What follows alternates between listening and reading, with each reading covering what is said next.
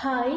చిన్నపిల్లలు ఎగ్ తినడానికి చాలా మారం చేస్తారు కదా, వాళ్ళ కోసం చిన్న రెసిపీ స్టార్ట్ చేద్దామా? ఒక ప్యాన్ పెట్టుకొని 1 టేబుల్ స్పూన్ గీ యాడ్ చేసుకోండి. చేసుకున్న దాంట్లో క్యూమన్ సీడ్స్ కొన్ని వేసుకోండి, ఎందుకంటే వాళ్ళకి డైజెషన్ ప్రాబ్లం లేకుండా ఉంటుంది. తర్వాత ఆవాలు కొన్ని వేసుకోండి. చిన్నగా చాప్ చేసుకున్న ఆనియన్ హాఫ్ తీసుకోండి, స్మాల్ సైజులో ఉన్నది. సో అది వేసుకొని బాగా మంచిగా బ్రౌనిష్ కలర్ వచ్చేంత వరకు బాగా వేయించుకోండి.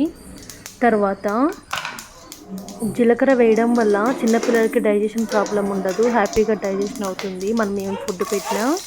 తర్వాత ఆనియన్ వేసుకున్న తర్వాత మంచిగా దాంట్లో కొంచెం లిటిల్ బిట్ ఆఫ్ సాల్ట్ కూడా యాడ్ చేయండి, ఎందుకంటే ఆనియన్స్ తొందరగా మగ్గుతాయి. దాంట్లో కొంచెం చిటికెడు ధనియా పౌడర్, తర్వాత సాల్ట్. స్పైసీనెస్ తినని వాళ్ళకైతే కారం పౌడర్ అవసరం లేదు. సో కారం అవాయిడ్ చేసేసి ఇలా చేయండి, చాలా బాగుంటుంది. స్పైసీ తినే పిల్లలకైతే కొంచెం కారం వేసినా కూడా సరిపోతుంది.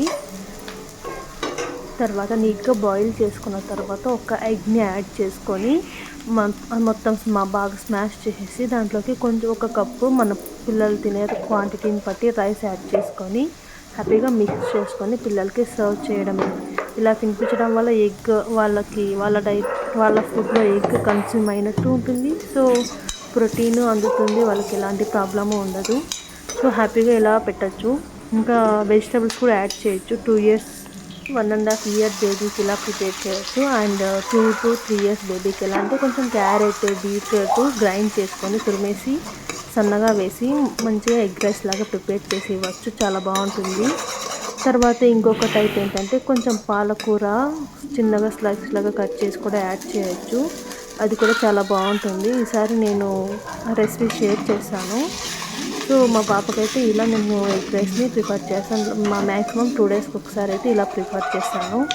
బాయిల్డ్ ఎగ్ తినిపించడానికి నేను 100% ట్రై చేస్తాను తిననప్పుడు. సో ఇలా ఒకసారి ఎగ్ ఫ్రై ఒకసారి చేస్తాను, బాయిల్డ్ ఎగ్ ఒకసారి, తర్వాత ఆమ్లెట్ ఒకసారి, ఇలా ఒకసారి అలా చేయడం వల్ల చిన్నపిల్లలకి బోర్ కొట్టదు ఎగ్ పైన. సో మీ పిల్లలు ఎగ్ అవాయిడ్ చేస్తూ ఉంటే ఇలా డిఫరెంట్గా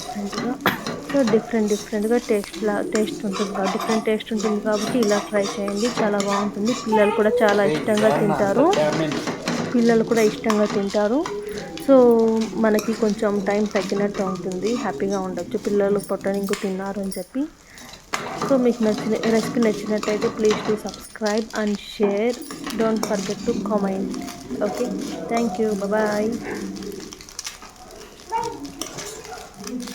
సో రెసిపీని ఇలా ఈజీగా ప్రిపేర్ చేసేసుకోండి, మీ పిల్లలకి సర్వ్ చేయండి.